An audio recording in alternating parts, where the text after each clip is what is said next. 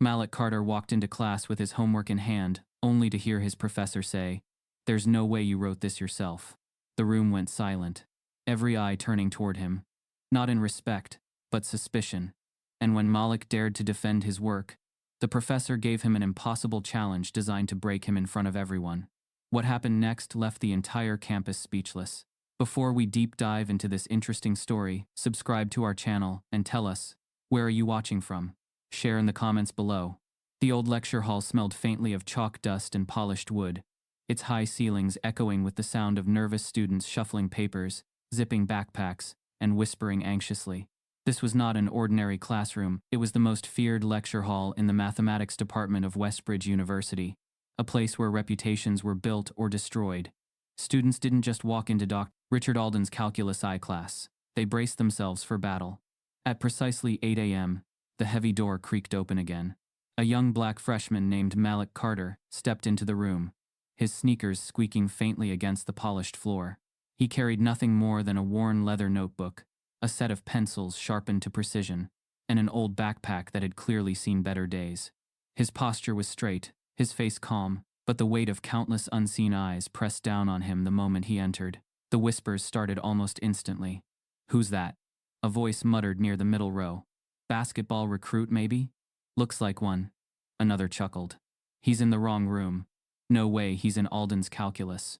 The sound wasn't loud enough for the professor at the front to hear, but loud enough for Malik to catch every syllable. He didn't flinch.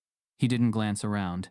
He walked deliberately to an empty seat near the front, something most students avoided, fearing Dr. Alden's infamous temper. The air shifted, as though the room was holding its breath. From behind the podium, Dr. Richard Alden adjusted his glasses and glanced over the new faces with sharp, hawk-like eyes. He was a man in his late 50s, his reputation carved from decades of intimidating freshmen with impossible problem sets and icy remarks. His lectures were known for brilliance, but also for cruelty, an unspoken test to weed out the unworthy. His gaze lingered on Malik longer than it should have. There was a tightening around the corners of his mouth, a flicker of skepticism so obvious it felt like a public announcement. "This one doesn't belong." "Welcome to Calculus 1. Dr. Alden began, his voice clipped and precise. "If you are in this room, you have declared your intention to study a discipline that requires both intelligence and discipline. Most of you will not make it." A nervous laugh rippled through the rows, but Malik kept his eyes locked on the professor, his expression unreadable. Alden's words cut through the air like cold steel. "This is not high school. No one here will praise you for mediocrity.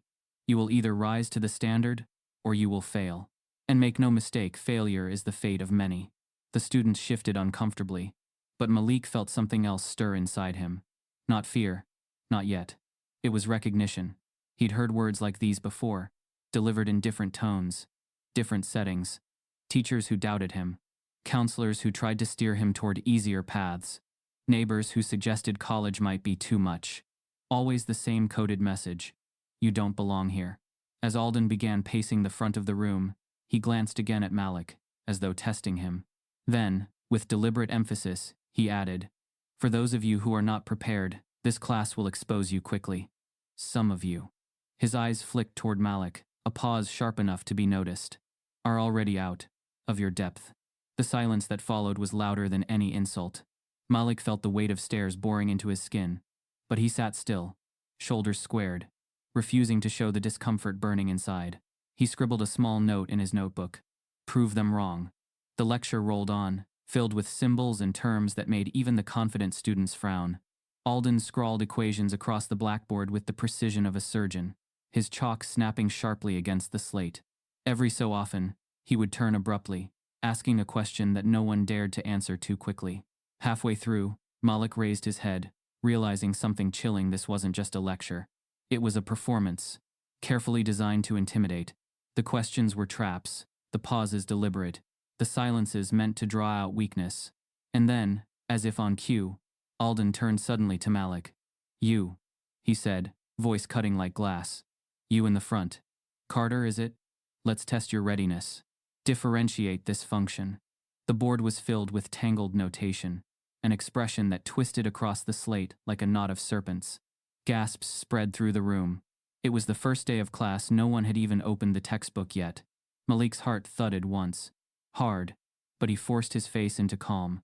He read the expression slowly, breaking it down piece by piece. His hand itched to move, to grab the chalk, to show what he saw.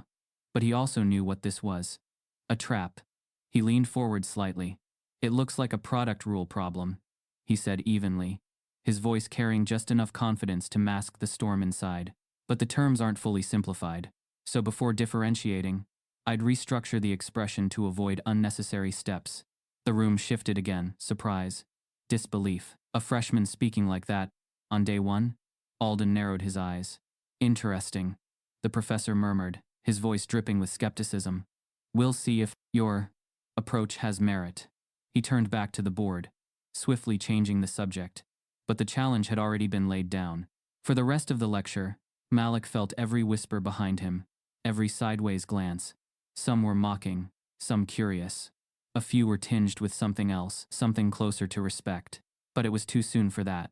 When the clock finally struck the end of the session, Alden set down his chalk and looked across the hall. His tone grew even colder. Before you leave, understand this. This class is not about memorization. It is about survival.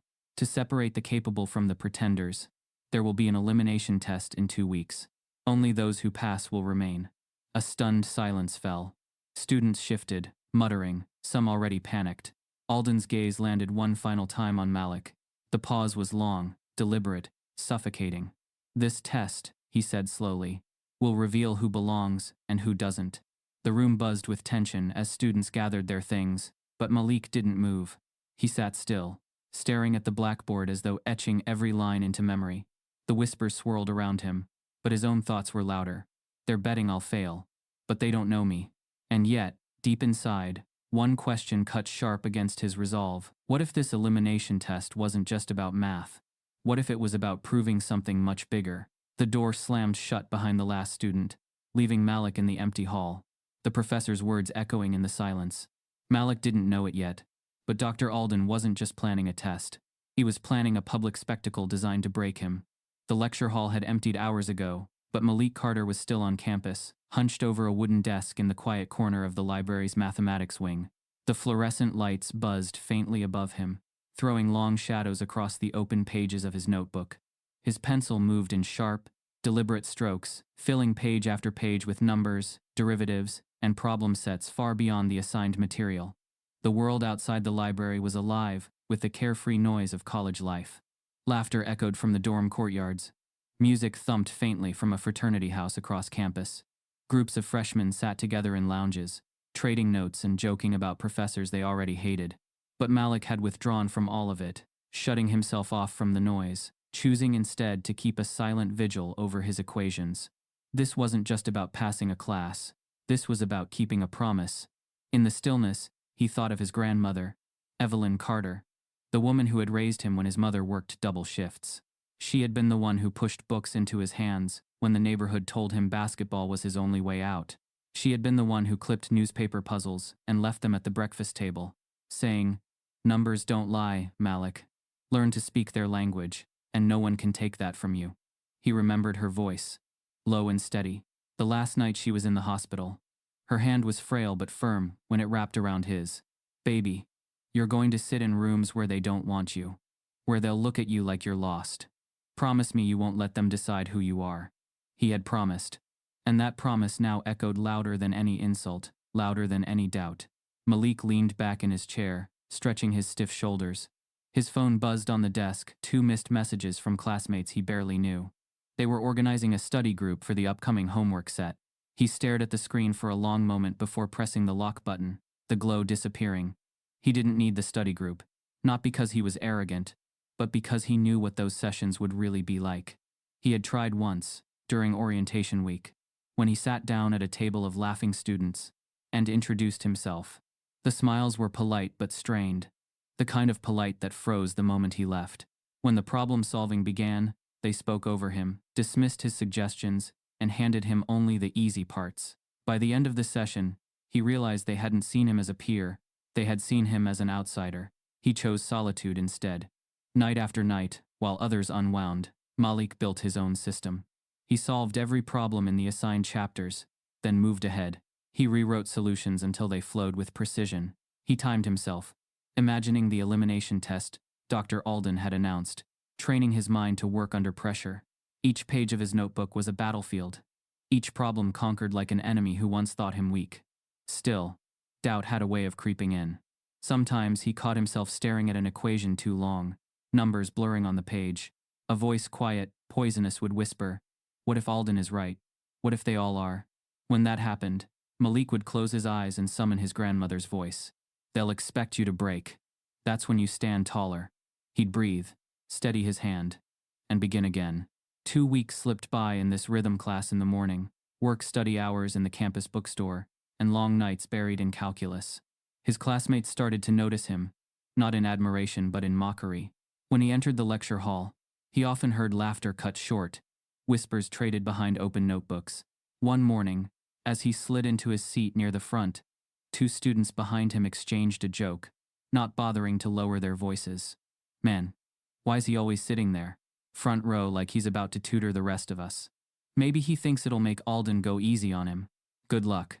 The laughter was sharp, cruel. But Malik kept his face forward, his pencil poised as though he hadn't heard. He had learned that responding only gave them what they wanted. Dr. Alden arrived exactly on time, as always, his presence commanding silence. He placed his notes on the podium, adjusted his glasses, and began roll call with the same deliberate precision he brought to every part of his life. Names were read aloud, checked off quickly. Then, when he reached Carter, Malik, the pause was longer than it needed to be. His voice shifted, carrying a faint but unmistakable edge. "Carter," Alden said slowly, eyes scanning over his glasses. "Still with us." The words seemed casual on the surface, but the subtext cut deep. A ripple of laughter moved through the hall, quickly stifled. Malik felt the heat rise in his chest, the old, familiar burn of humiliation disguised as humor. Alden continued, his tone dripping with false kindness. "Students who usually don't last long here tend to disappear before the elimination test. But I see you've decided to stay." The room went still. It wasn't just a comment, it was a warning. A declaration in front of everyone that Malik's place in this class was temporary. Malik forced his expression to remain steady, though his grip on the pencil tightened until the wood pressed sharp into his fingers. He wrote one sentence in the margin of his notebook. Letters pressed hard into the page. "I am not leaving." But as he lowered his pencil, a new unease settled in. Alden wasn't just doubting him. He was preparing the entire class to expect his failure. It wasn't only about passing anymore. It was about proving he belonged in a space that had already decided he didn't. And Malik didn't realize it yet, but Alden had more than words planned for him. Something larger. Something meant to humiliate him in a way no library study session could prepare him for. The next lecture would not just be another lesson. It would be the first strike in a quiet war Alden had already begun.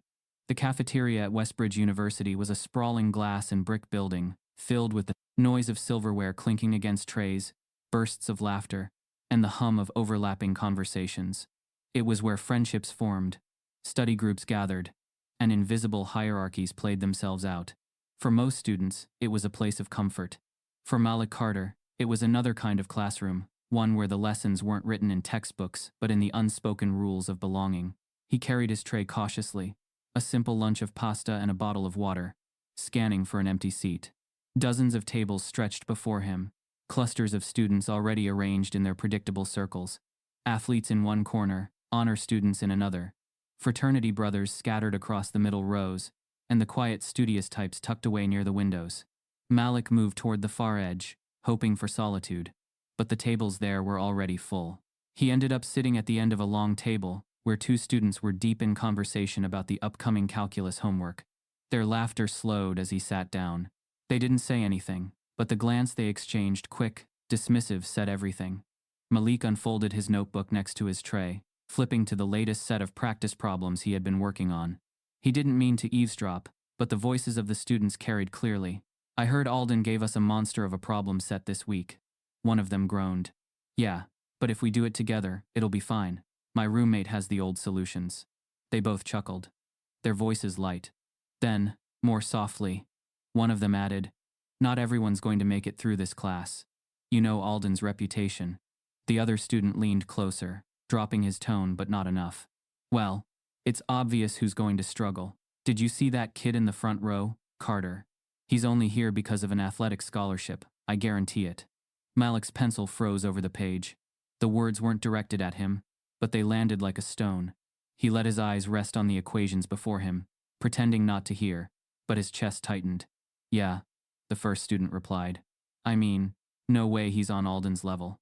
Guy probably just needs to keep his GPA high enough to stay on the team. I give him a month before he's gone. Their laughter was soft but poisonous, the kind of laughter that didn't need volume to leave a mark. Malik swallowed hard, forcing his hand to keep moving across the page. He refused to give them the satisfaction of seeing his reaction. But the sting lingered, not because it was the first time he'd heard something like it, but because it was so casual.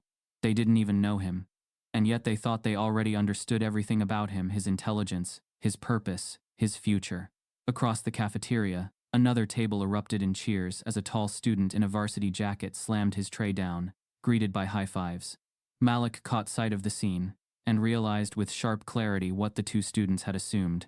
They saw his skin, his frame, and immediately fit him into a story that wasn't his. He bent his head lower, writing faster, not to solve the problem but to keep his hands from shaking. His grandmother's voice floated back. They'll make up a story about you before you've even spoken. Don't let their story replace yours. Still, part of him couldn't ignore the ache. He had come here to learn, to prove himself. Yet in this cafeteria, he felt like a shadow, tolerated but not welcomed. The rules were unwritten, but clear. Some belonged effortlessly, others had to earn every inch. A few minutes later, a voice startled him from his thoughts. Hey man, you're in Alden's class, right? Malik looked up. A student with messy brown hair and a friendly grin had pulled out the chair across from him. His name tag from the bookstore still clung to his shirt, Ethan Ross, someone Malik vaguely recognized from the front row. Yeah, Malik said carefully. I saw you working through that last lecture problem in your head. You were onto something. I respect that, Ethan said. He leaned closer. Honestly, I think Alden has it out for you. But don't worry, he does that to everyone. Malik searched Ethan's face for sincerity. There was no smirk, no hidden malice, just openness. Thanks, Malik said softly.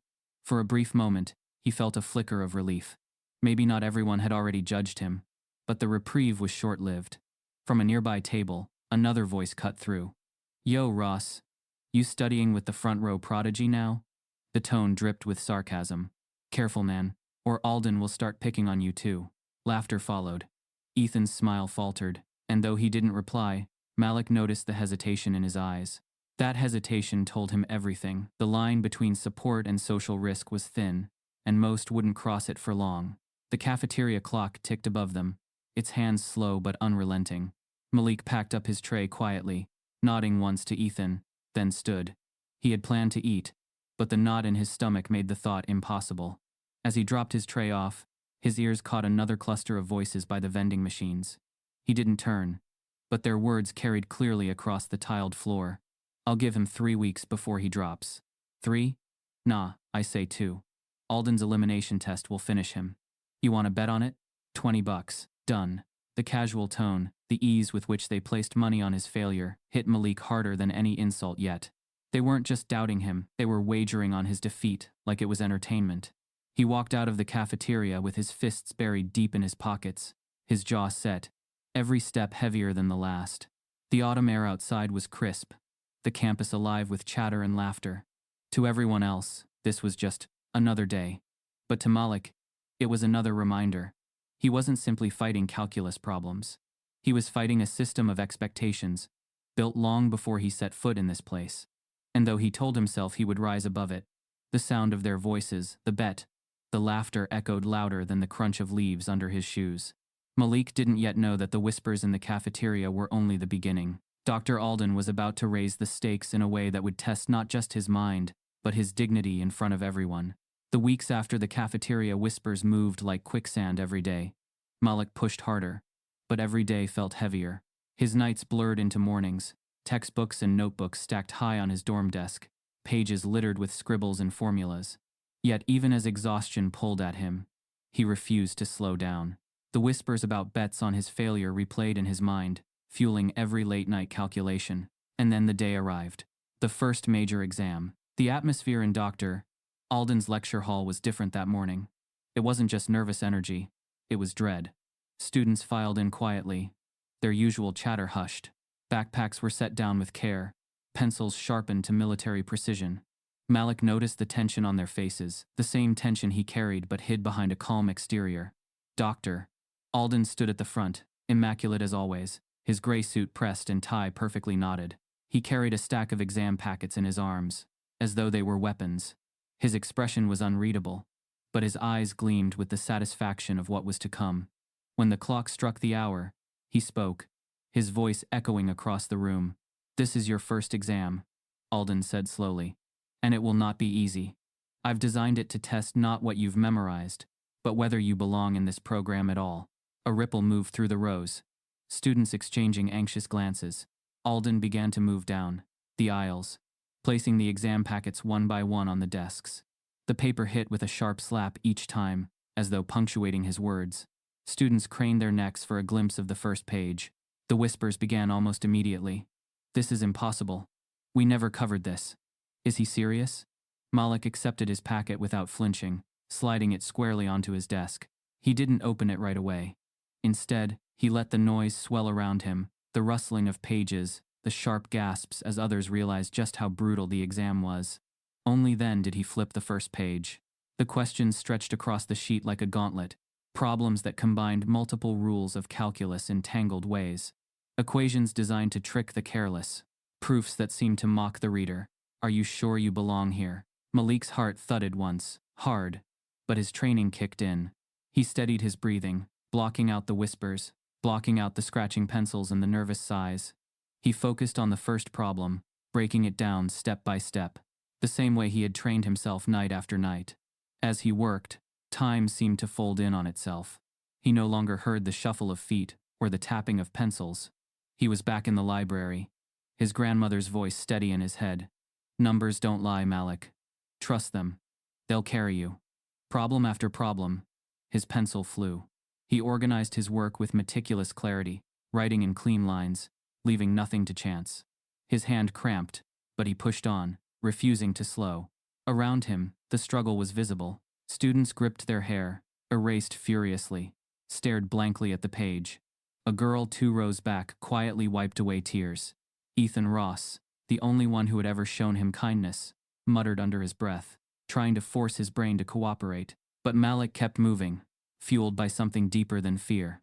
He wasn't just taking a test, he was answering every whisper, every doubt, every bet placed on his failure.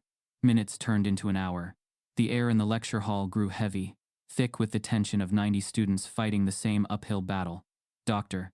Alden paced the aisles with slow, deliberate steps, the sound of his shoes clicking against the floor like a metronome of intimidation. When he passed Malik's desk, he slowed. His eyes flicked to the neatly filled pages, the steady rhythm of Malik's pencil. For the briefest moment, Alden's brow furrowed, as though what he saw didn't fit the story he had already written in his head. But he moved on quickly, his face hardening again. By the 90-minute mark, Malik had reached the final problem. It was the most complex an equation that seemed almost unsolvable, its structure deliberately tangled. He stared at it, the edges of fatigue pressing in. But then something shifted. He saw a pattern, a thread hidden in the chaos. His pencil moved quickly, unraveling the knot one step at a time, until the answer revealed itself with startling clarity. He set his pencil down, breathing deeply. His exam was complete, every problem solved. Around him, chaos still reigned. Students scribbled frantically, erasing entire pages, whispering, "I don't get this. I don't get this." Some had their heads in their hands.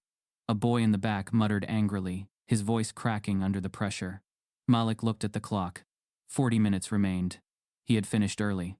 He flipped back through the exam, checking each problem again, hunting for mistakes. None. His answers were clean, precise, undeniable. The room seemed to close in around him, filled with the sound of struggle. And in that moment, a thought crystallized. Staying in his seat would mean accepting their story, that he was just like everyone else. Scrambling, barely surviving. Standing up early would mean something else. Something riskier. He slid his pencil into the groove of the desk, stacked his pages neatly, and rose. Heads turned immediately. The sound of his footsteps down the aisle was louder than any whisper. Students gawked, mouths slightly open, eyes wide with disbelief. Already? Someone whispered. No way. He's bluffing. Malik kept walking, his expression calm, his exam clutched firmly in his hand. At the front, Dr. Alden looked up sharply, his eyes narrowing as Malik placed the packet on the desk. Finished? Alden asked, his tone a mix of disbelief and disdain. Yes, sir, Malik said evenly. His voice didn't tremble. For a moment, the room froze. The professor, the students, the tension all suspended in that single exchange. Then Alden's mouth twitched into something that wasn't quite a smile. He tapped the packet lightly with one finger. Very well. We shall see. Malik gave a single nod and turned, walking out of the lecture hall. The silence behind him was deafening, broken only after the door closed with a heavy thud. Inside, the students stared at each other in shock, their whispers returning in urgent waves. Did he really just? No one finishes that fast. What if he actually nailed it? And though Malik didn't hear them from the hallway, one thing was certain, his choice had just changed everything. By leaving early, Malik had drawn the full weight of Dr. Alden's attention. The professor now saw him not just as a student to doubt, but as a threat to control. The days after the exam dragged on like a storm cloud hanging low over campus. Every student walked with a restless energy.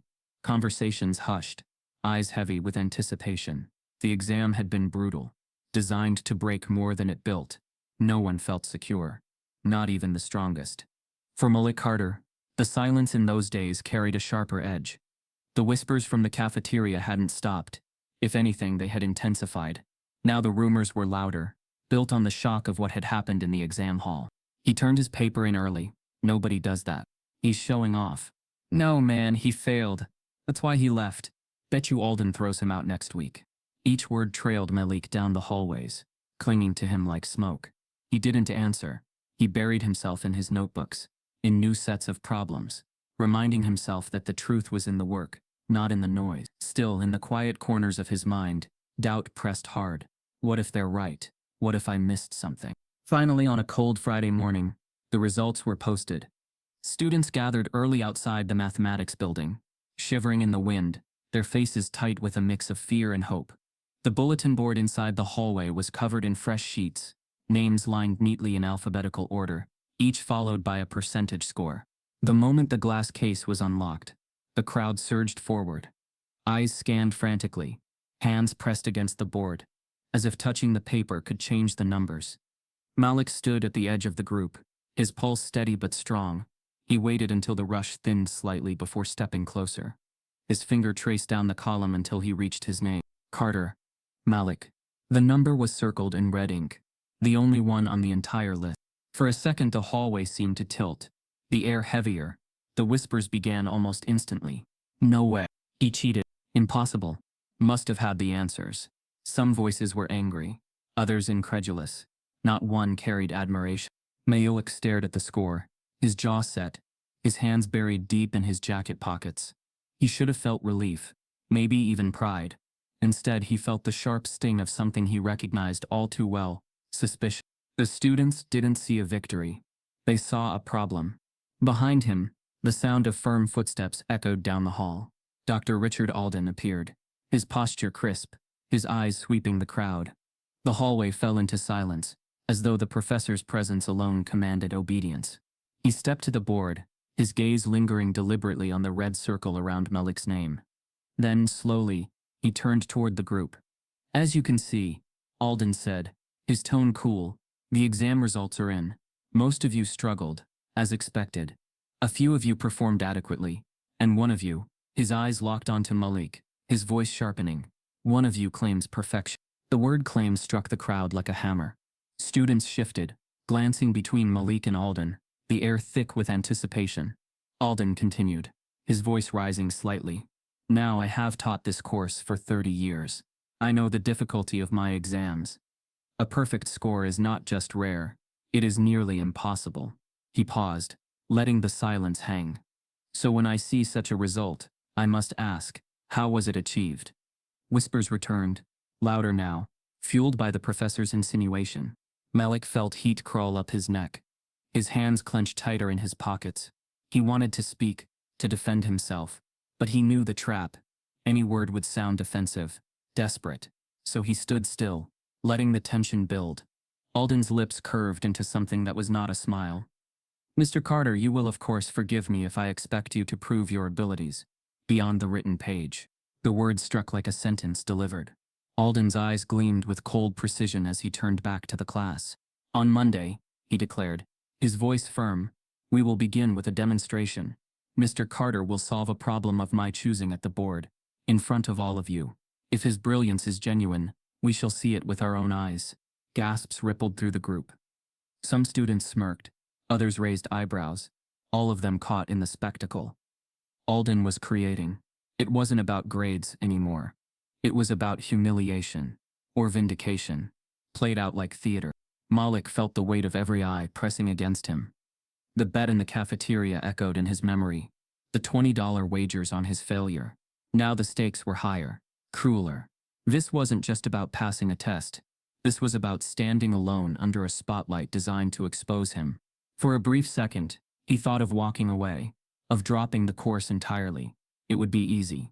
Leave the noise, leave the scrutiny, leave the fight. But then his grandmother's voice returned, firm as stone. Promise me you won't let them decide who you are. Malik straightened his shoulders, his jaw tightening. He didn't speak, but his silence carried its own weight. Alden, seeing no protest, gave a curt nod. Good. We are settled. The professor turned and walked down the hall, his shoes echoing sharply, leaving the crowd buzzing in his wake. Around Malik, the voices rose again. He's done for. No way he pulls that off. Maybe he really is a genius. Or maybe Alden will finally expose him. Malik pushed past them, his footsteps steady even as his stomach twisted inside. He knew what was waiting for him on Monday. A stage set not for his success, but for his downfall. And what he didn't know yet was that Alden's choice of problem wouldn't just be difficult. It would be designed to humiliate him, crafted to break not his mind, but his dignity in front of everyone. Malik walked out of the building with his fate already decided by whispers. But Monday's board challenge would give him one impossible chance to turn suspicion into silence. The chalk hovered in Malik Carter's hand, inches from the blackboard, the weight of 100 eyes pressing against his back. The unsolvable equation loomed before him. Its jagged symbols stretched across the board like a fortress meant to repel intruders. His pulse hammered in his ears, each beat louder than the murmurs behind him. He stared at the mess of logarithms, exponents, and nested fractions, his mind racing, searching for entry. But doubt clawed its way up. This is a trap. This is where you fall. And then, like a crack of light breaking through a storm, another memory rose. He was 12 years old again, sitting at a kitchen table scarred with years of meals and homework. His grandmother, Evelyn Carter, sat across from him, with a crossword puzzle spread open, her pencil tapping against the paper. The hum of the refrigerator filled the silence. Malik had been stuck on a math problem for nearly an hour, frustration reddening his cheeks. I can't do it, he had muttered, shoving the notebook away. His grandmother had leaned forward, her eyes steady and warm. Baby, don't say can't. Can't is just a word lazy folks made up when they quit too soon. You hear me? He had frowned. But it doesn't make sense. She smiled, her voice carrying the same firmness that had guided him his whole life. It doesn't make sense yet. Numbers don't lie. They're stubborn, like people. But if you're patient, they'll tell you their truth. You just have to stay with them long enough to listen.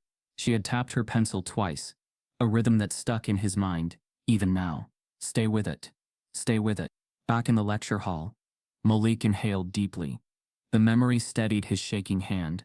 He wrote the first small step, rearranging part of the expression. The chalk scratched softly against the board. The room went silent, every whisper swallowed by the sound of his writing. Behind him, students leaned forward. They had seen others freeze at the board before, humiliated by Alden's questions. But Malik wasn't frozen. He was moving. Slowly, carefully.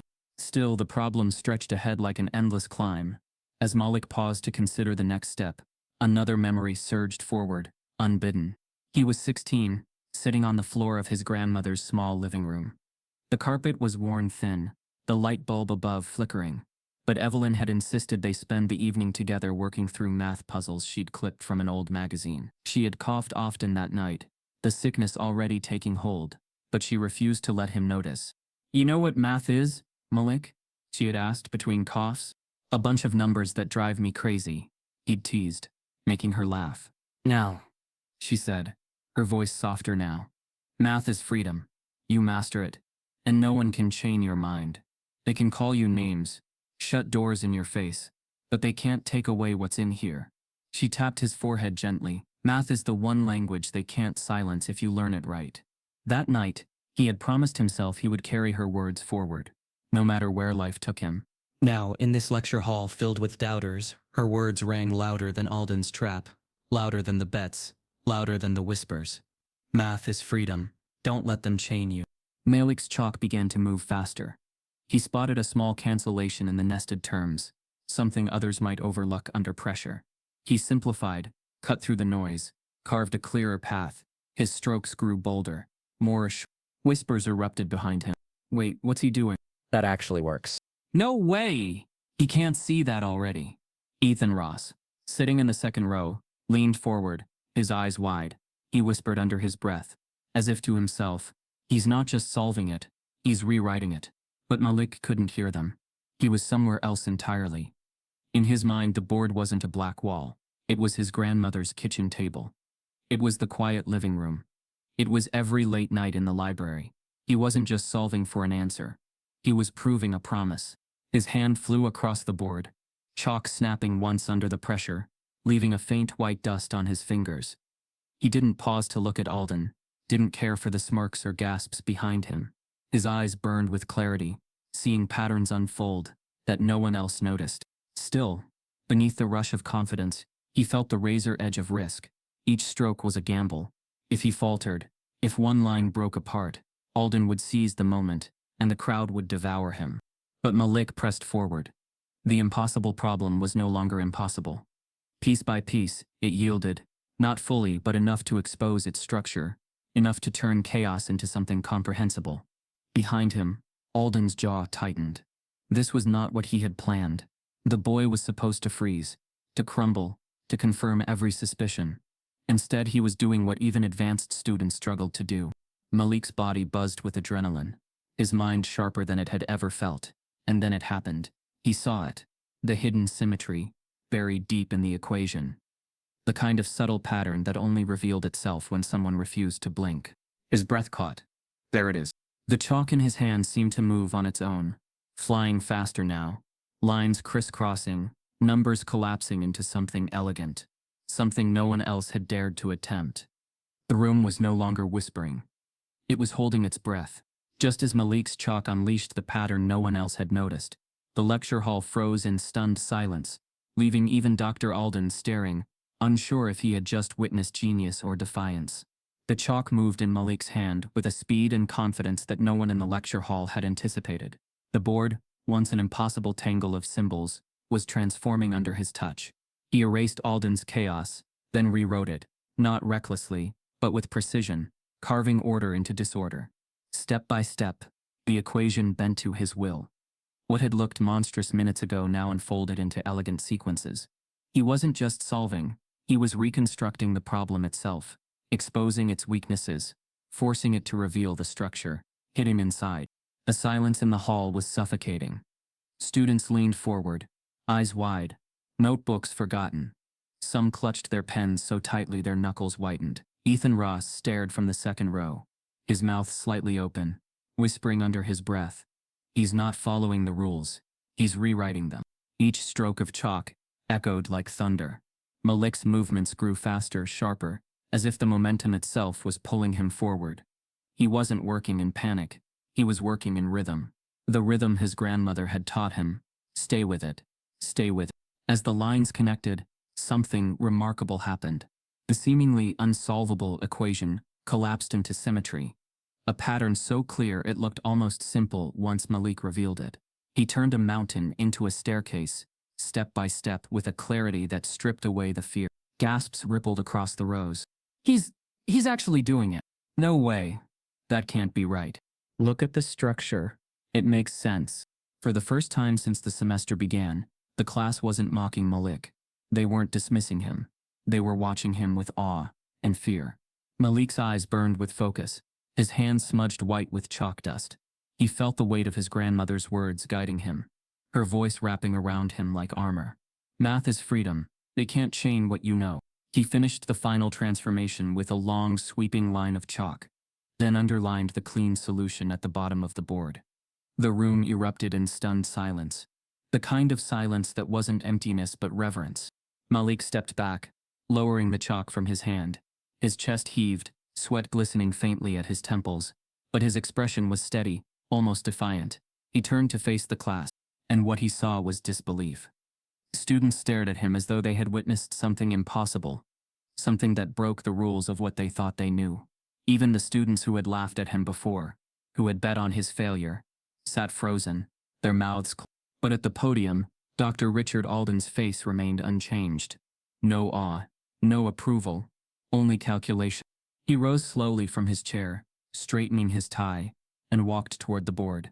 His shoes clicked against the floor, each step deliberate. Malik's chest tightened, not with fear, but with anticipation. He knew what was coming.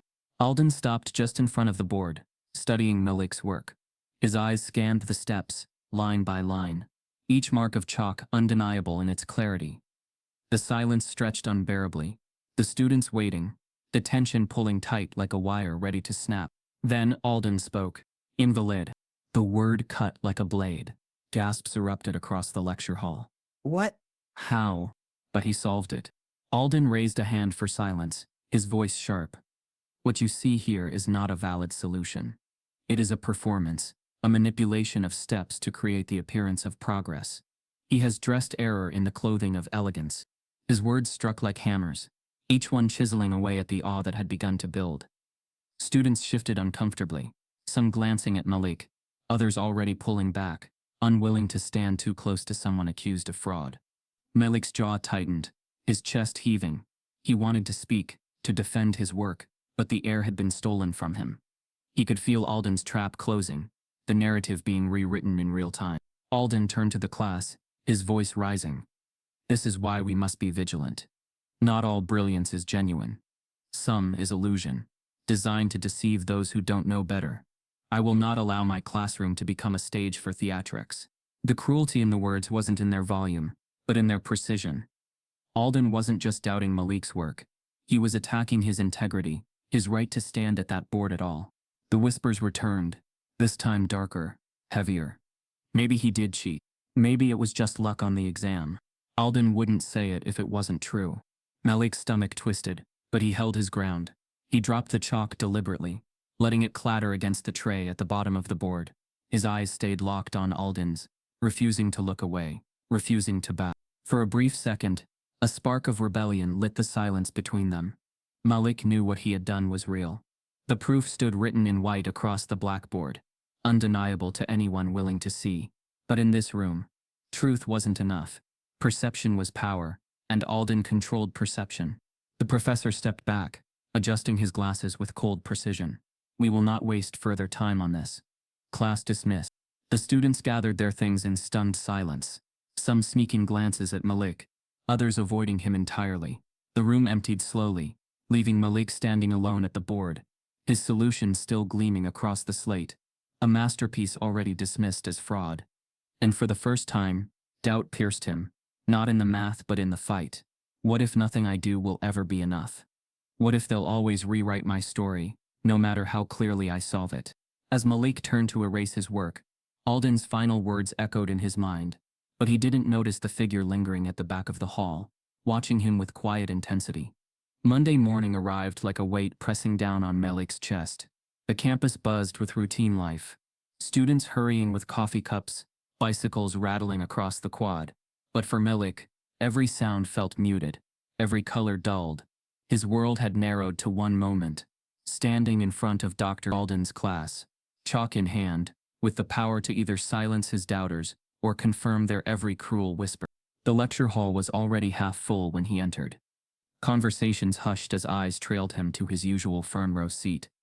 He could feel the energy in the room, restless and expectant, like a crowd before a boxing match. Students weren't here for calculus today. They were here for spectacle. A voice from the back muttered, just loud enough. Showtime. Another added, let's see if he cracks. Malik didn't turn. He set his notebook on the desk, his pencil lined neatly across the top, and stared at the blackboard that loomed like a battlefield waiting for blood. He felt the knot in his stomach tighten, but he forced his face into calm. Dr. Alden entered at the stroke of the hour, carrying nothing but a slim folder under his arm. He placed it on the podium, adjusted his glasses, and scanned the rows with hawk-like precision. His gaze landed on Malik and stayed there, unblinking, for a heartbeat too long. "Good morning," Alden said, his tone cold but steady. "As you know, mathematics is not about memory. It is about performance under pressure. Today we will have a demonstration." A murmur rippled across the hall. Malik's hand tightened around the edge of his desk. "Mr. Carter," Alden said, his voice cutting through the silence. "Join me at the board." The room seemed to tilt as every head turned. Malik rose, his movements deliberate, refusing to show the storm churning inside. His sneakers echoed against the floor as he walked to the front, each step magnified by the tension. Alden extended a stick of chalk like a weapon, his lips twitching in a smile too thin to be kind. Malik took it, the powder dry against his fingers, and turned to face the towering blackboard. Behind him, whispers filled the room. "Look at his hands, are they shaking? He won't last 5 minutes. That Alden destroys him." Malik inhaled slowly, steadying himself. He fixed his eyes on the black surface, waiting. Alden picked up a piece of paper from his folder, and with theatrical precision, read out the problem. His voice carried across the hall, "Differentiate and simplify this nested function." He scrawled the equation across the board himself, symbols sprawling in a maze of parentheses, exponents and logarithms. Students gasped. Even from the back, the expression looked monstrous. "Good luck," someone whispered under their breath.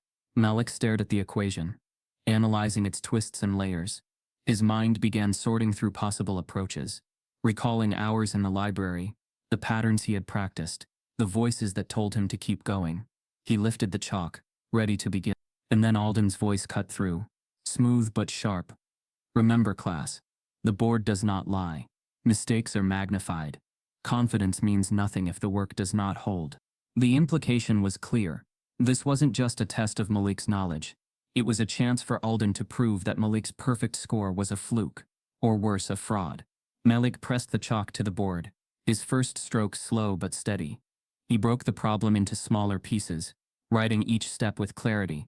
His hand moved faster as the logic clicked into place, numbers and rules flowing into a coherent path. For a brief moment, the whispers dulled, the world shrinking to just him and the equation.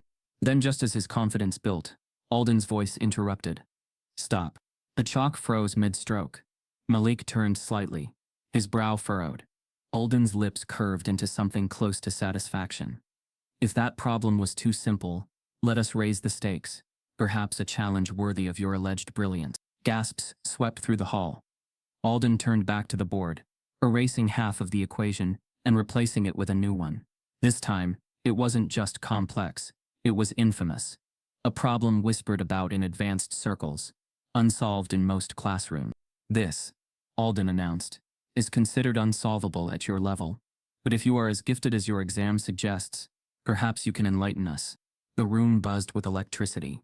Students leaned forward, whispering furiously. "He's setting him up. That's cruel. No way he pulls this off." Malik's chest tightened, but he gripped the chalk harder, feeling its powder crumble beneath his fingers. The problem loomed larger than anything he had seen. It was no longer a test of calculus. It was a trap, designed to break him publicly. But even as doubt pressed against him, a different thought cut through the noise. This isn't just about math. This is about respect, about proving I belong here.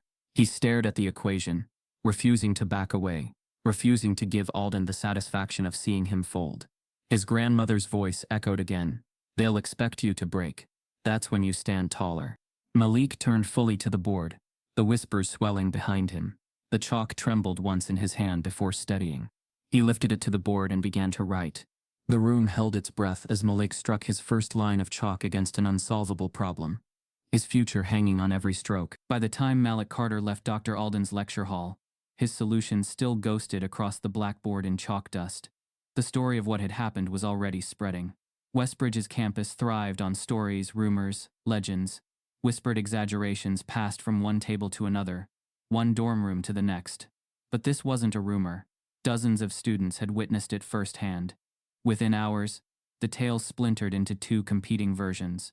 In one version, Malik was a fraud who had staged his performance at the board. He had been arrogant enough to turn in his exam early, lucky enough to cheat his way into a perfect score, and foolish enough to believe that chalk tricks could pass for genius. Dr. Alden had seen through him and cut him down before he could fool the rest. In the other version, Malik was a prodigy. He had stared down an impossible problem, seen what no one else could see, and bent it into clarity.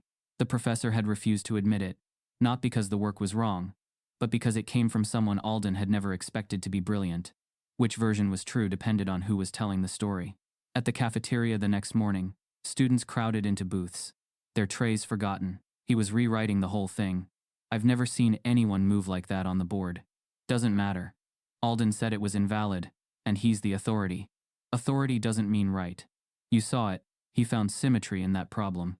Or maybe he just made it look pretty. The debate grew louder, echoing off the walls, spilling into hallways and dormitories. Malik, sitting alone at the far end with his tray, kept his head down. But every word floated toward him, reminders that he wasn't just a student anymore. He was a symbol, whether he wanted to be or not. By afternoon, the argument leapt beyond campus walls. On Westbridge's unofficial student forum, posts exploded with the headline, "Freshman Challenges, Alden Solves. The Unsolvable Genius or Fraud." The thread ballooned with hundreds of comments. Some praised Malik, marveling at the bravery it took to stand at the board and attempt what most wouldn't dare. Others tore him apart, calling him a show-off, insisting he'd cheated. And then came the twist Malik hadn't expected. A student had secretly recorded the entire challenge on their phone. The video surfaced first in a group chat, then on Twitter, then on TikTok. The shaky footage showed Malik's chalk flying across the board, his hand moving faster and faster, the gasps of the students behind the camera filling the background. It ended with Alden declaring the solution invalid and dismissing class. Within hours, the clip had tens of thousands of views. Comments flooded in. That kid's a genius. Look how fast he saw the structure. Classic gatekeeping. Professor couldn't stand being outshined. Or maybe the professor was right.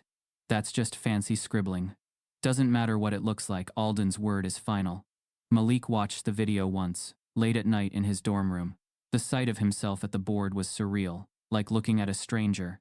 The comments stung both the praise and the criticism. He hadn't asked to be turned into a spectacle. He only wanted to prove he belonged. Now, the world was dissecting him like a case study. Even in class, the division was visible. Some students nodded at him with quiet respect, a subtle acknowledgement that they had seen something extraordinary. Others avoided him entirely, unwilling to sit too close to controversy. A few whispered loudly enough for him to hear. Fluke. Cheater. Flash in the pan. Ethan Ross approached him one afternoon outside the library. "Hey man," Ethan said, shifting awkwardly. "I just wanted to say I thought what you did at the board was, well, incredible." Malik studied his face. The words seemed sincere, but hesitation lingered in Ethan's voice, as if he wasn't sure whether standing beside Malik would drag him into the storm.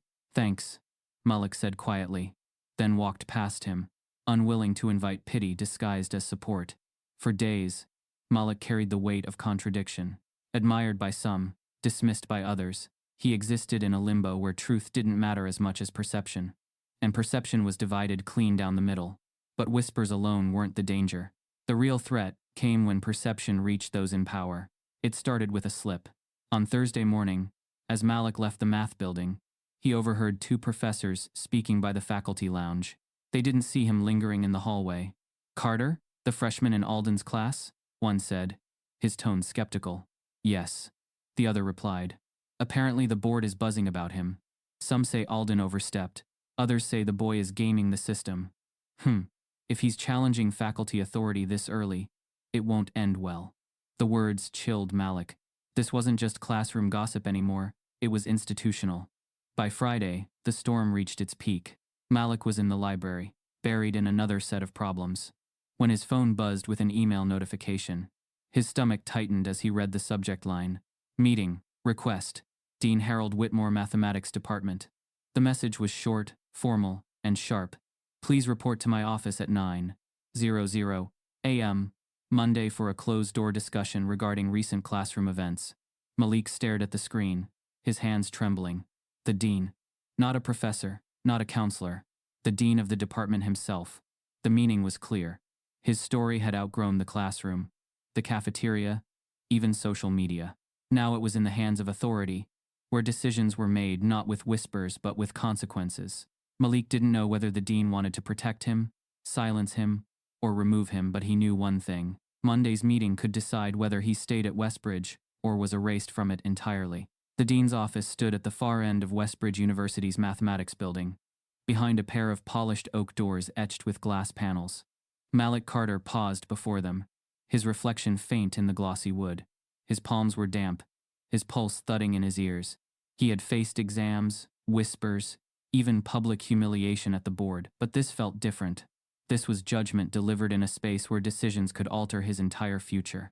He straightened his jacket, wiped his hands against his jeans, and knocked. "Enter," came the sharp voice from inside. The office smelled faintly of leather and old paper. Tall bookshelves lined the walls, filled with volumes of mathematics, journals, and bound theses. Diplomas hung in neat frames, their gold lettering catching the sunlight that streamed through tall windows. At the center sat Dean Harold Whitmore, a man in his early 60s with thinning gray hair and sharp blue eyes that missed nothing. He wore a navy suit that seemed to fit too perfectly, his posture as stiff as the leather chair he sat in. "Mr. Carter," Whitmore said, his tone flat. "Sit." Malik lowered himself into the chair across from the desk. The dean folded his hands, studying him for a long, uncomfortable moment. "You've caused quite a stir," Whitmore said finally. His voice was calm, but there was no warmth in it. "I've heard your name in faculty discussions more times this week than I care to count." Malik kept his gaze steady. "I didn't intend to cause trouble, sir. I just solved an unsolvable problem." Whitmore cut in, his brow arching. "Or staged a performance to make it appear so." The words landed heavy, sharper than any insult whispered in the cafeteria. Coming from the dean, they weren't just suspicion, they were accusation. "I did the work," Malik said quietly. Whitmore leaned back, in his chair. "That's what Dr. Alden insists as well, that you made it look convincing. Convincing enough to fool your peers, but not enough to fool him. And Dr. Alden's reputation, Mr. Carter, is considerable." Malik's chest tightened.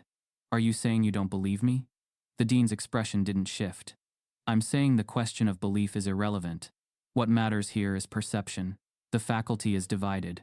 Some think you're a prodigy, others think you're a disruption. Neither option is comfortable for a program like ours." The word disruption cut deeper than he expected. Malik clenched his fists under the desk, the wood pressing into his palms. "I came here to learn," he said, his voice steady despite the fire inside. "Not to disrupt." Whitmore sighed, steepling his fingers. "Mr. Carter, let me be blunt. Westbridge has traditions, culture, a standard of fit. You may have ability, yes, but ability alone does not guarantee fit." The implication hung in the air. Malik understood it clearly. Fit didn't mean intelligence. Fit meant conformity. Fit meant being the kind of student they were comfortable with. He thought of his grandmother's words, "They'll expect you to break. That's when you stand taller." He sat up straighter, his eyes locked on Whitmore. "With respect, sir, isn't the point of a university to test ability, not whether someone fits?" The dean's lips twitched, a shadow of something that might have been annoyance. "Idealism is charming, Mr. Carter, but institutions are not just about ideals. They are about stability. When a freshman overshadows a tenured professor on his own stage, stability is threatened." The silence stretched. Malik felt the walls closing in, the polished bookshelves, the framed diplomas, monuments to a system that could erase him with a stroke of a pen. Whitmore leaned forward slightly, his tone colder now. "Your scholarship depends not only on your grades, but on faculty approval. If you give them reason to believe you are here to challenge rather than to learn, your position will become untenable." Malik swallowed hard. The words weren't a threat, they were a verdict waiting to be written. "I'm not here to challenge for the sake of ego," Malik said, his voice quieter now but laced with steel. "I'm here because I worked for this, because I earned it, and because I promised someone I wouldn't give up." For the first time, the dean's expression shifted a flicker of curiosity. "Promised whom?" "My grandmother," Malik said simply. Whitmore studied him for a moment longer, then leaned back again. "Promises are noble, but they don't change the realities of this institution. Let me be very clear, Mr. Carter." His voice sharpened, each word deliberate. If you slip once, if you falter on an exam, if you miss an assignment, if you so much as give the impression of arrogance again, your scholarship will be reevaluated. And reevaluated scholarships often disappear. The finality in his tone was crushing. Malik sat frozen, the words ringing louder than the ticking clock on the wall. One slip. That was all it would take to erase everything he had fought for. Whitmore stood, signaling the meeting's end. You may go now. I hope we understand one another. Malik rose slowly, his legs heavy as stone. He nodded once, his voice caught in his throat, and left the office. The polished doors closed behind him with a hollow thud. He stood in the empty hallway, his reflection faint in the glass panels, his chest tight with rage and fear. For the first time, he realized the battle wasn't just with Alden, or with classmates, or even with the whispers. It was with the walls themselves, the institutional walls built to protect some and keep others out. Malik walked away knowing the truth. One mistake could end his future at Westbridge. What he didn't know was that someone else on campus had overheard the dean's warning, and they weren't going to let it rest.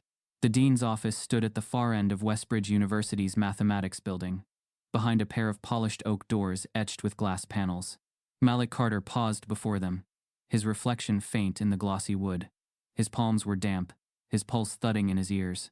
He had faced exams, whispers, even public humiliation at the board, but this felt different. This was judgment delivered in a space where decisions could alter his entire future. He straightened his jacket, wiped his hands against his jeans, and knocked. Enter, came the sharp voice from inside. The office smelled faintly of leather and old paper. Tall bookshelves lined the walls, filled with volumes of mathematics, journals, and bound theses. Diplomas hung in neat frames, their gold lettering catching the sunlight that streamed through tall windows. At the center sat Dean Harold Whitmore, a man in his early 60s with thinning gray hair and sharp blue eyes that missed nothing. He wore a navy suit that seemed to fit too perfectly, his posture as stiff as the leather chair he sat in. Mr. Carter, Whitmore said, his tone flat. Sit. Malik lowered himself into the chair across from the desk. The dean folded his hands, studying him for a long, uncomfortable moment. You've caused quite a stir, Whitmore said finally. His voice was calm, but there was no warmth in it. I've heard your name in faculty discussions more times this week than I care to count. Malik kept his gaze steady. I didn't intend to cause trouble, sir. I just solved an unsolvable problem. Whitmore cut in, his brow arching, or staged a performance to make it appear so.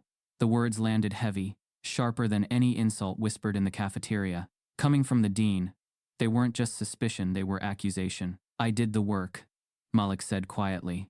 Whitmore leaned back in his chair. That's what Dr. Alden insists as well, that you made it look convincing. Convincing enough to fool your peers, but not enough to fool him.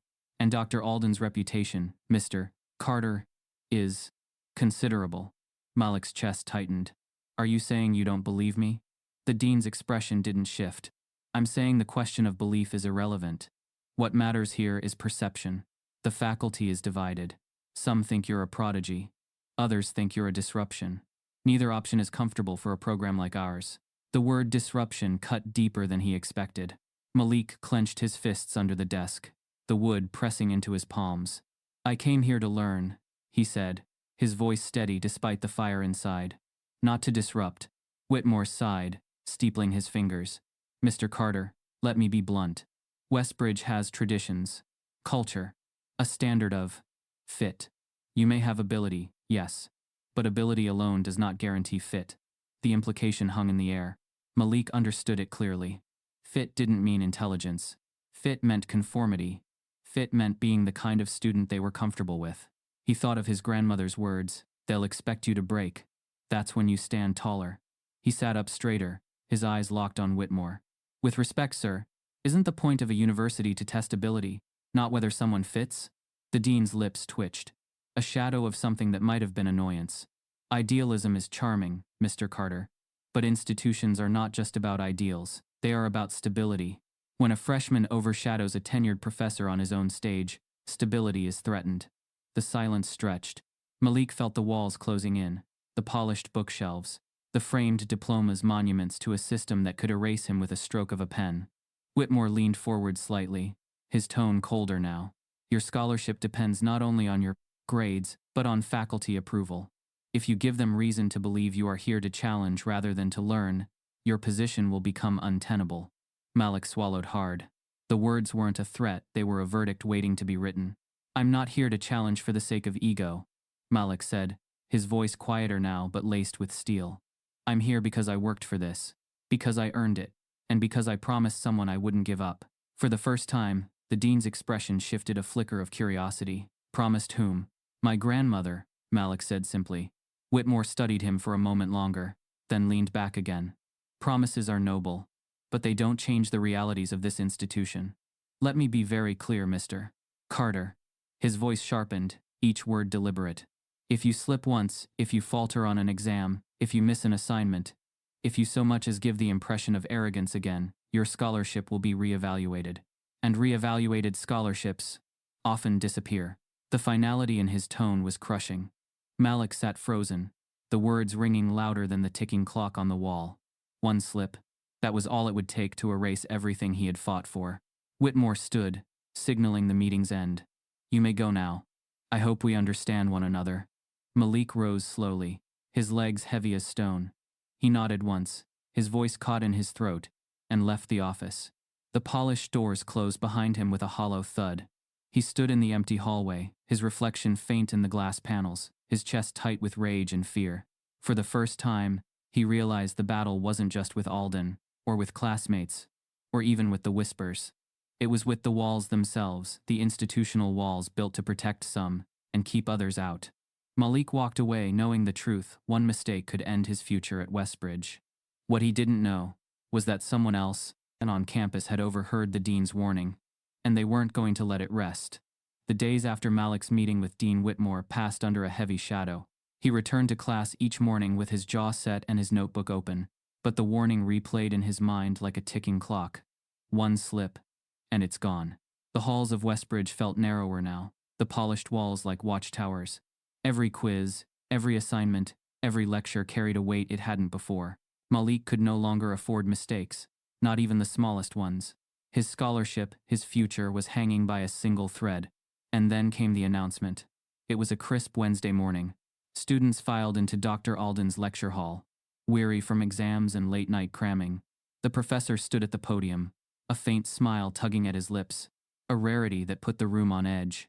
Before we begin, Alden said, his voice cutting clean through the air, I have an announcement. Each year, Westbridge selects one student from the mathematics department to represent the university at the International Seminar on Advanced Theories. It is a prestigious honor. Attendance alone can open doors to graduate fellowships, research grants, and global recognition. Gasps of excitement rippled through the hall. Even students slouched in their chairs suddenly sat straighter. The seminar wasn't just an event, it was a launch pad. Malik felt his pulse quicken. He knew his performance, his grades, his relentless hours of study, everything pointed to him. Despite the whispers, despite the pushback, his work spoke for itself. Deep inside, hope flared. This could be his chance to prove not just to his classmates, but to the institution itself, that he was undeniable. Alden continued, his eyes sweeping the room. The nomination is not simply about grades. It is about representing the culture of Westbridge, the reputation of our department, and the values we uphold. The word culture landed like a stone in Malik's stomach. He thought of Whitmore's warning. Fit. It was the same code, repeated in a different tone. The professor adjusted his glasses. I will be submitting the list of nominees to the dean's office by the end of the week. One student will be chosen. Whispers filled the room. Has to be Carter. No way Alden hates him. But he's top of the class. Doesn't matter. You saw what the dean said about fit. Malik kept his eyes forward, his expression calm, but inside, tension coiled tight. He knew he deserved the nomination. But he also knew deserving and receiving weren't the same thing in halls like these. Over the next days, the whispers grew louder. In the cafeteria, in dorm lounges, in the library corners, everyone speculated. Carter's a genius, no question. Yeah, but the department won't risk sending him. Too controversial. Controversial? He's just smart. Smart doesn't mean safe. By Friday, the pressure was unbearable. Malik sat in the library late into the night, staring at the same equation for hours without progress. His grandmother's voice echoed again. Math is freedom. Don't let them chain what you know. But now, the chains felt heavier than ever. On Monday morning, the nominations were posted. A sheet of paper taped to the bulletin board outside the department office, the list neat and precise. Students gathered quickly, jostling to see, the air buzzing with anticipation. Malik pushed through the crowd, his stomach twisting. His eyes scanned the list, searching for his name.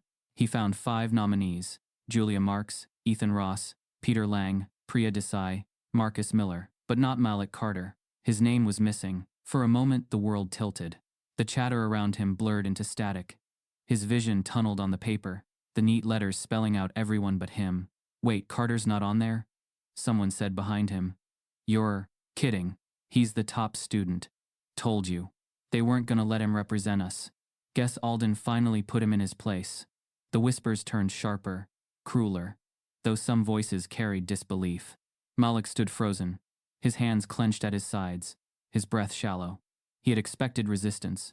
He had expected whispers, but he hadn't expected to be erased so cleanly, so publicly.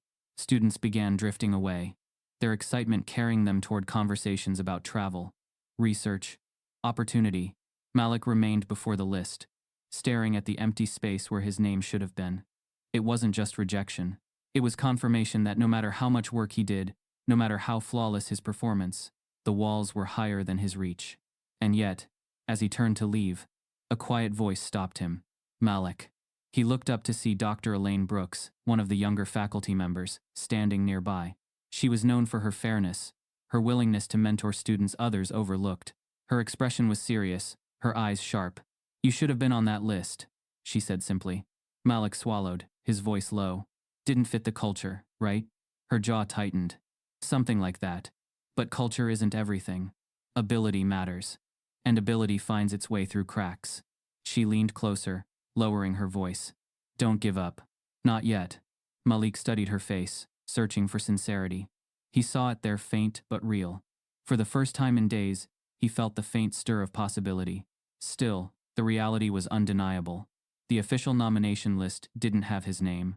His path to the seminar was blocked. What Malik didn't know was that the list wasn't the end. Behind the scenes, Dr. Brooks was preparing a move that would bypass Alden entirely and pull Malik into a fight far bigger than Westbridge. Malik Carter left the nomination board with his chest tight and his fists buried deep in his pockets. The crowd of students had already dispersed, their chatter trailing off into excitement about flight tickets, travel stipends, and opportunities waiting overseas. Their laughter echoed down the hall, like a cruel reminder of what he wasn't allowed to touch. His name hadn't been there, not even in consideration. The one student with a perfect exam score, the one who had bent an unsolvable problem into clarity, erased with the casual flick of omission. The sting was sharper than he expected. It wasn't just about the seminar, it was about what the absence meant. At Westbridge, exclusion wasn't an accident, it was a message. That night, Malik sat alone in the library, his textbook spread open but untouched. His pencil rested across the page. Still, he stared at the neat rows of numbers, the formulas that usually carried him away from doubt. But tonight, they looked foreign, silent. A soft voice broke through the quiet. Malik? He turned. Dr. Elaine Brooks stood a few feet away, her coat draped over her arm, her dark curls tucked neatly behind her ear. She was the youngest faculty member in the department, but her sharp mind and willingness to challenge tradition had made her quietly respected and quietly resented. You should have been on that list, she said without hesitation. Malik let out a dry laugh. You're not the first person to tell me that. Doesn't change what's on the paper. Brooke stepped closer, lowering her voice. No, but it doesn't change the truth either. You're the best candidate they have, and everyone knows it. He shook his head. Doesn't matter. They've already decided who fits and who doesn't. Dean Whitmore told me straight one slip, and I'm gone. Her eyes softened, but there was steel beneath them. That's exactly why I did something they don't know about. Malik frowned, his shoulders tensing. What do you mean? She glanced around, as if to make sure no one was listening, then leaned closer. I sent your paper, the one from Alden's class, the solution he called invalid. I sent it directly to the International Seminar Committee, without going through the department. The words hit him like a jolt. His eyes widened, his voice catching in his throat. You, what? Brooks's lips curved into the faintest smile. I bypassed them. I thought it deserved to be seen for what it really island. Not what Alden says it island, not what the dean says it island, what it is on its own terms, brilliant. For a long moment, Malik could only stare at her. The risk she had taken was staggering. Sending work directly to an international committee without the department's approval was near rebellion. If the faculty found out, her career could be on the line. "Why would you do that?" he asked, his voice barely more than a whisper. Her expression hardened, though her tone stayed calm. "Because I've been where you are, Malik. Different circumstances, same walls. I know what it feels like to have your work dismissed, not because it's wrong, but because it came from the wrong person. And I refuse to watch that cycle repeat, without trying to crack it." The silence that followed was heavy. Malik's chest tightened, not from fear this time, but from something else. Gratitude. Relief. The realization that someone, at least one person, saw him without the filter of suspicion. "Thank you," he said quietly, the words carrying more weight than he could explain. "Don't thank me yet," Brooks replied, her voice sharp again. "This could go nowhere. The committee might ignore it, or they might take it seriously. Either way, you need to be ready. Because if they respond, the department will know.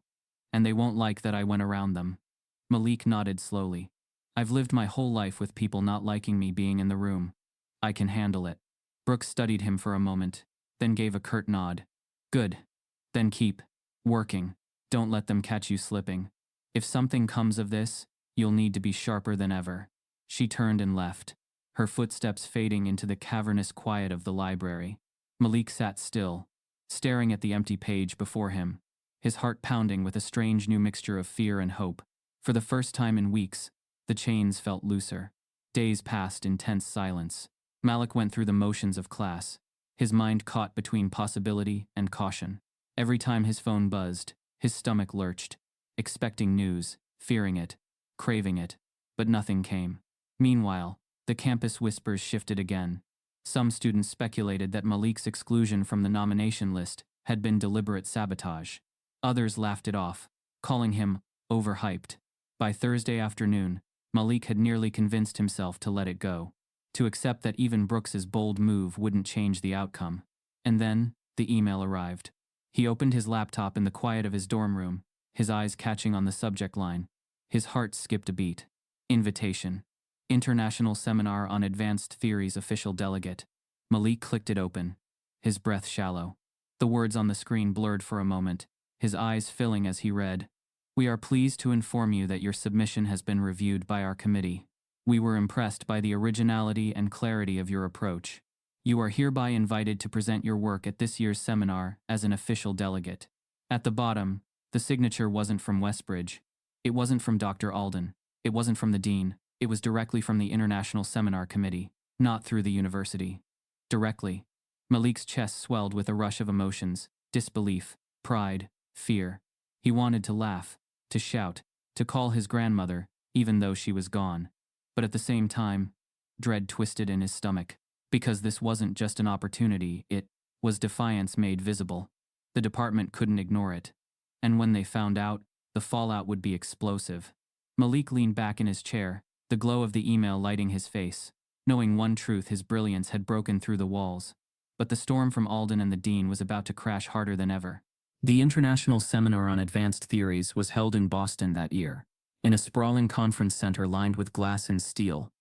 To Malik Carter, stepping into the grand hall felt like walking into another world. The ceilings soared high above rows of seats, screens glowed with mathematical diagrams, and conversations hummed in a dozen accents.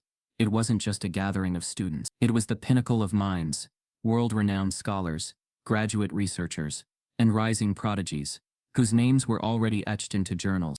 Malik adjusted the strap of his worn backpack, the one he had carried since high school, and felt the weight of his grandmother's voice pressing against his chest. "Math is freedom. They can't chain what you know." He was the youngest in the room, the only black delegate, and the only one who hadn't been sent through a university's nomination. His invitation had come directly, a breach of protocol that burned like a quiet scandal under the polished chatter of academics. He could feel the stares, some curious, some skeptical, some openly dismissive. "Is he even old enough to be here?" someone whispered in the row behind him, as he found his seat. "I heard he bypassed his university." "That's not how it works." Probably a token addition. They always want to show diversity. Malik kept his face calm, but inside each word was a stone added to the weight already pressing on him. He pulled out his notes, flipping through pages covered in equations he had written and rewritten 100 times. His fingers traced the symbols like prayers. When his name was called, the hall dimmed, the projector screen lighting up with his title slide. Alternative approaches to nested differential equations, symmetry and chaos. The walk to the stage felt impossibly long. His sneakers squeaked faintly against the polished floor, the sound magnified in the silence. He gripped the edges of the podium, his hands trembling just slightly before he stilled them. The first words nearly caught in his throat, but then he remembered Malik Carter, sitting at the kitchen table, tapping her pencil twice. Stay with it, stay with it, he began. At first the audience shifted restlessly, eyes skeptical. But as Malik walked them through the structure, step by step, their posture changed. He spoke not with arrogance but with clarity, peeling back layers of complexity until even the most resistant minds could see what he saw. His hands moved with precision as he rewrote the problem live on the digital board, transforming snarls of equations into elegant symmetry. A murmur of surprise rippled through the crowd. That works. Wait, he simplified it that way. Ingenious. I've never seen it approached like that. Malik felt a rhythm take hold, the same rhythm he had found at the board in Alden's class. He wasn't just presenting, he was revealing. And with each line he saw resistance crumble, replaced by something rarer, awe. Gasps broke out when he reached the final transformation, collapsing a page-long nightmare into a handful of clean steps. The solution glowed on the screen behind him, simple and undeniable. The applause was immediate, rolling through the hall like thunder. Scholars stood, clapping with genuine respect. Some shook their heads in disbelief. Cameras flashed, capturing the unlikely freshman who had just rewritten the approach to one of calculus's nastiest problems. Malik stood still for a moment, his chest rising and falling, the sound washing over him. For the first time since arriving at Westbridge, he felt it fully, the power of being seen not as a question mark, but as a mathematician. And then, just as the applause began to crest, a movement in the crowd caught his eye. At the back of the hall, standing tall in his gray suit, his tie perfectly knotted, was Dr. Richard Alden. The sight froze Malik's breath. His hand, still resting on the podium, tightened. Alden's face was unreadable, but his presence was undeniable. He hadn't been listed among the faculty presenters. He hadn't been part of the delegation. And yet here he was, standing among the scholars, his piercing eyes locked on Malik. The applause faded into murmurs as others noticed him. A ripple of recognition spread. Westbridge's most notorious professor, the man whose classes were infamous for breaking students. What was he doing here? Malik's victory, bright and sharp a moment ago, now felt fragile, as if one wrong word could shatter it. The hall still echoed with clapping, but Malik's heart thundered louder, because he knew the truth. Alden hadn't come to applaud him, he had come to challenge him, here on the global stage. The applause still echoed through the seminar hall. When Dr. Richard Alden moved from the back row, his footsteps carried an unsettling authority, each step deliberate, polished shoes clicking against the floor as if he were announcing himself with every sound. Conversations faltered, heads turned. The scholars who had been clapping moments earlier now exchanged confused glances, whispers hissing like static through the air. Malik Carter gripped the edges of the podium tighter, his pulse thudding against his ribs. His chest still glowed from the standing ovation. But the sight of Alden, the hawk-eyed professor who had doubted, humiliated, and cornered him back at Westbridge, turned triumph into tension. Alden stopped midway down the aisle, adjusting his glasses with precision. His voice, calm but cutting, sliced through the room. Impressive theater, he said, his tone dripping with dismissal. But mathematics is not theater. It is discipline, structure, proof. And proof is not performed with rehearsed slides. It is tested in the moment. The crowd shifted uncomfortably. Some leaned forward, eager for drama. Others frowned at the interruption, protective of the sanctity of the stage. But no one spoke over him. Alden carried the weight of decades in the field, his reputation large enough to command silence even here, among global minds. He pointed toward the digital board behind Malik. If Mr. Carter's so-called brilliance is genuine, let him demonstrate without preparation. Let us see him solve live, unscripted in real time. Gasps scattered through the hall. Scholars murmured to one another. Is this appropriate? He's attacking the boy.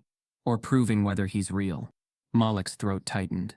His slides, his carefully prepared notes, None of it mattered now. Alden was dragging him back into the same trap he had sprung at Westbridge. The public challenge designed not to test knowledge, but to expose weakness. Only this time, it wasn't in front of classmates, it was in front of the world. A moderator at the edge of the stage cleared her throat. Dr. Alden, this session was scheduled for presentations, not. But Alden raised a hand, silencing her. His eyes burned into Malik. The academy does not exist for performance. If he truly belongs in this room, he will not shy away from proof. The weight of the room pressed down on Malik. Dozens of scholars watched him now. Some sympathetic, others skeptical, all waiting. He could feel the judgment before he even moved. If he refused, Alden would brand him a fraud. If he accepted and failed, the humiliation would be permanent. His grandmother's voice floated back again, steady and unwavering. They'll expect you to break. That's when you stand taller. Malik inhaled slowly, the noise of the hall fading into silence inside his chest. He turned from the podium, walked to the edge of the stage, and faced Alden directly. "I'm not afraid of proof," Malik said, his voice firm, carrying farther than he expected. A ripple moved through the hall. Alden's mouth twitched into the faintest smile, as if satisfied. He gestured to the board. "Then show us." A technician reset the digital slate. The glowing symbols of Malik's slides vanished, replaced by an empty grid of light. The hall seemed to shrink, the hundreds of seats pressing inward, the stage unbearably large and small at once. Malik picked up the digital stylus. His hand trembled faintly, but he steadied it, feeling the weight of chalk in his memory. He turned toward Alden. "What problem?" The professor adjusted his glasses again, savoring the moment. "Let us test symmetry," he said smoothly. He rattled off a layered equation, complex, jagged, the kind that knotted itself into confusion at first glance, the kind that had been deliberately chosen to devour time. The audience leaned forward. This was no longer just a seminar. It was theater, trial, spectacle. Malik felt it in his bones. He stared at the problem glowing across the board, his mind racing, his chest tightening. For a split second, panic clawed at him. What if he failed? What if Alden had chosen something deliberately unsolvable? But then the rhythm returned. Pencil taps at a kitchen table, his grandmother's cough, her steady hand guiding his. Numbers don't lie. Stay with them long enough, and they'll tell you their truth. He exhaled slowly, lifted the stylus, and turned to the audience. "Watch closely," he said. Malik erased the board with one swipe, ready to rebuild the problem from scratch, leaving the audience frozen in anticipation of whether they were about to witness a collapse or a miracle. The stylus trembled in Malik Carter's hand, only for a moment before his grip steadied. The blank grid of the digital board glowed before him, an ocean of possibility. The problem Alden had given him lingered in the silence like a predator, designed not to test knowledge but to crush it under spectacle. The hall was so quiet Malik could hear his own breath. Hundreds of eyes bore into him, some waiting for failure, some aching for proof, all transfixed by the drama unfolding on stage. He inhaled deeply, wiped the board clean once more, and began. The first line appeared, neat, precise, deliberate. He broke down Alden's monstrous equation, not by rushing into calculations, but by dissecting its structure. His strokes were steady, careful, as though he were dismantling a lock one pin at a time. Whispers fluttered through the rows. "He's starting differently. That's not the obvious path. He's rewriting it again." Malik didn't look back. He pressed forward, his mind racing but sharp, every part of him focused. His grandmother's voice wove through the silence like a thread. "Numbers don't lie. They'll tell you their truth if you're patient." Minutes passed. The problem, snarled and cruel, began to soften under his hands. What had been chaos now bent into symmetry. He drew lines across the digital slate, slicing unnecessary terms, revealing patterns hidden beneath. The hall leaned forward. Scholars who had crossed oceans for this seminar now sat in rapt attention, watching not just a solution, but a transformation. Malik's method wasn't brute force. It was elegance. He stripped the equation down until it gleamed with simplicity, until the intimidating structure collapsed into a sequence that even the skeptical could follow. Gasps rippled across the hall when he connected two terms no one had thought to join. A professor in the front row muttered, "My God, he's right." Malik's heart pounded, but his face stayed calm, his body moving with the rhythm drilled into him by nights in the library and memories of Evelyn Carter's steady hand. He was no longer performing for Alden. He was fulfilling a promise made in a hospital room years ago. Don't let them decide who you are. The final stroke landed with a click of the stylus. Malik underlined the result. Clean, precise, undeniable. He set the stylus down and stepped back. For a heartbeat, the room was still. No whispers, no murmurs, just silence. And then the applause came. It started in the front row. A single clap, sharp and deliberate. Then another. Then a wave, rolling through the hall, until it thundered.